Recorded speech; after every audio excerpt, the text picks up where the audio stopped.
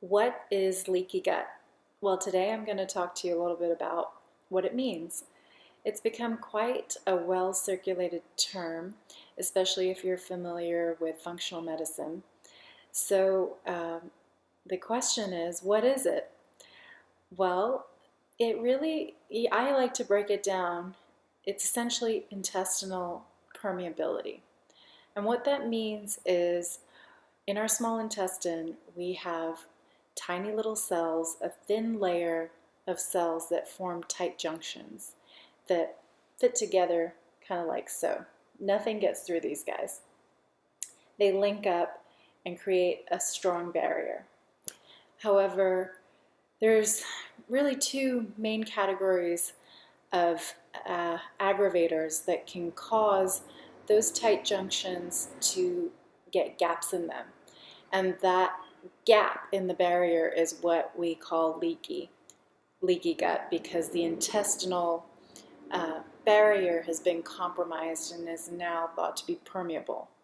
So those two major aggravators are what we call dysbiosis, or an overgrowth of organisms that are not thought to be helpful to supporting the health of those cells.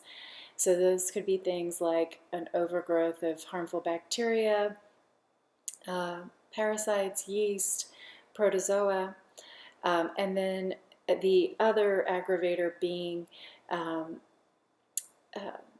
food. So food allergens, common ones being gluten and dairy. So there's also been a huge surge of interest in probiotics and taking probiotics for gut health.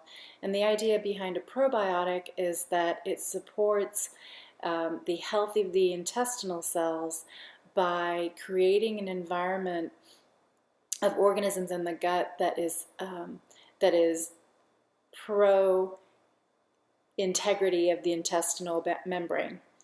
And how that works is that if you take in probiotics that actually latch on to the intestinal membrane, to the intestinal cells, the villi, then they crowd out all the other potential harmful organisms. So you need to have a good number of good bacteria or probiotics in order to prevent the other things from growing.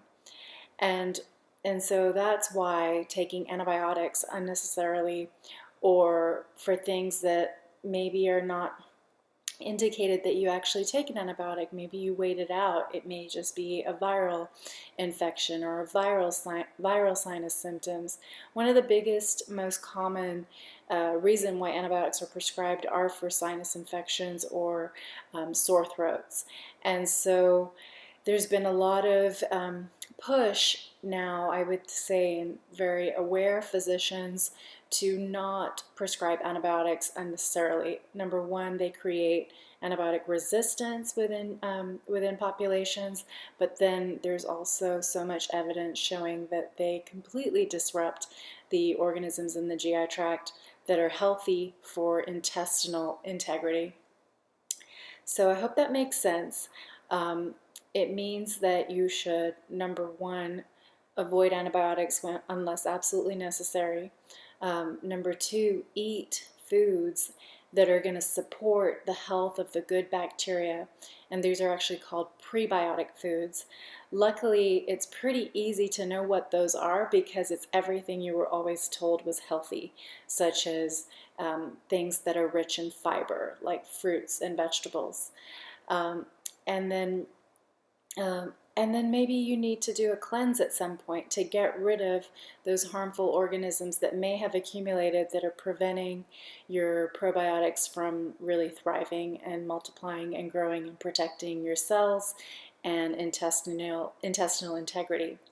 As far as food sensitivities go, there are a couple key aggravators, like I mentioned. However, it's really important to not necessarily rely heavily on food sensitivity testing. That's also become something that is quite common to do in functional medicine, is test your food panel sensitivity to 100 plus foods.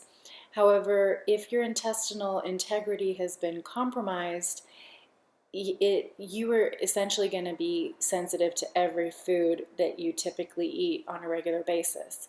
And the reason is those little molecules of food are what are getting through those permeable membranes and aggravating or starting an immune response, because most of your immune system is in your GI tract, just on the other side of where the food is.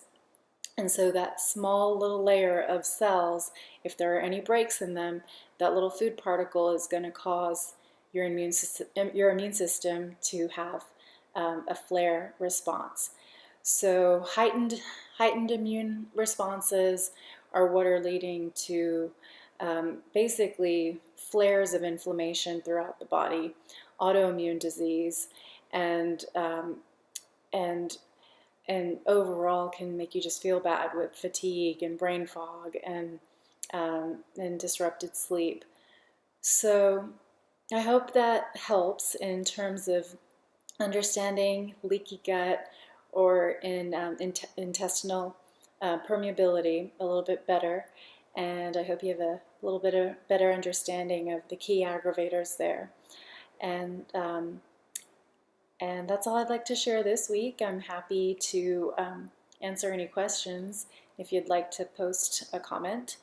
And one of my favorite probiotics is Garden of Life. I tend to use that and see great results. However, it really is, whichever probiotic is going to work for you is dependent on your individual intestinal makeup of bacteria. So everybody's a little bit different in what they'll respond well to. And probiotics, let's see.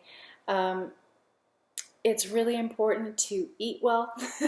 I know that just sounds so basic, but for your probiotic health, so you can get probiotics obviously through food as well, such as fermented foods, but then also eating the foods that the organisms can then take and break down, so that you are actually feeding probiotic bacteria versus dysbiotic bacteria, harmful bacteria that actually like to feed on things that we know to be bad for us, such as junk food, really processed food, or simple sugars.